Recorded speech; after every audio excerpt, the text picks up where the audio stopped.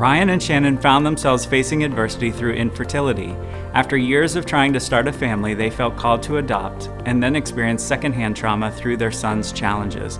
Their son suffered neglect from a very early age, and they found it impacted every portion of his life. Let's listen to how Ryan and Shannon worked together to help their adoptive son overcome his trauma.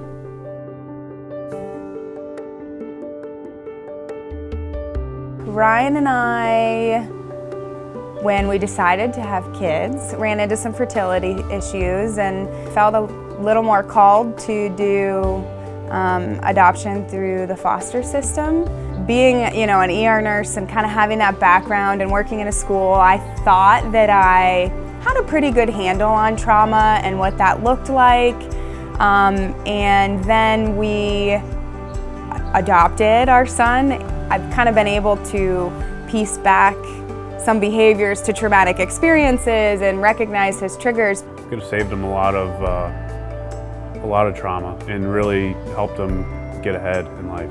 Not realizing what neglect can do, it's completely changed his development as a child. I mean, he's, being neglected, he's delayed in a lot of things. With counseling and, working through the trauma, there are still triggers, like we're still seeing triggers. He struggles with if he doesn't get his way. Usually has to go in and tap and do some deep breathing and he's back on track. So we do a lot of tapping, so EMDR-based therapy and cognitive behavior-based therapy. EMDR therapy is a specific type of therapy for trauma, and we naturally do right, left movements. That's a calming, it kind of resets our brain. And so part of the tapping is that we do our right, left. He likes to do a butterfly tap, so he hugs himself and taps. And then, so he'll tap and we'll do it together. And we do 3 rounds every time. And he'll take a nice deep breath, and then he says the words, I am calm, I am safe. And then it's whatever he's trying to do. So if he's really struggling with listening or following the directions, he would say, I can listen, or I can follow the directions. But it's really incredible to see a couple deep breaths, a few rounds of tapping, and he can collect himself. To me, resiliency is how do we get people to bounce back from either traumatic events or something that they perceive as traumatic. Everybody's trauma is different, and experience and perception is a really important part of that. Yeah, I think it's always going to be there, but I think he can learn to adapt and deal with it, and he's already learning that now. He's a totally different kid. He handles situations in a different way.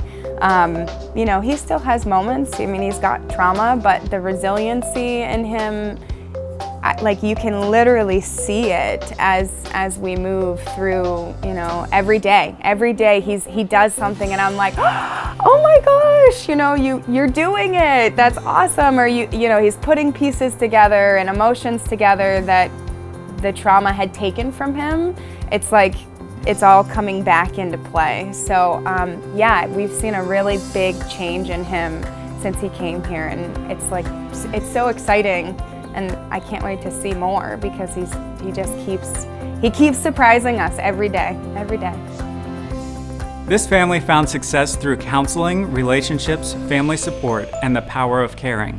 When faced with triggers, EMDR therapy and tapping were ways they found successful in building resiliency through new coping skills and interventions. Ryan and Shannon found meaning and experienced the power of caring when given the opportunity to adopt. Their world changed to help their little boy overcome his neglect and trauma by offering a sense of safety and security. They worked with him daily when faced with triggers by tapping, breathing, and saying, I am calm, I am safe, I can achieve. Trauma healing and resiliency will remain present in this family's life. They found ways to successfully cope. You can too.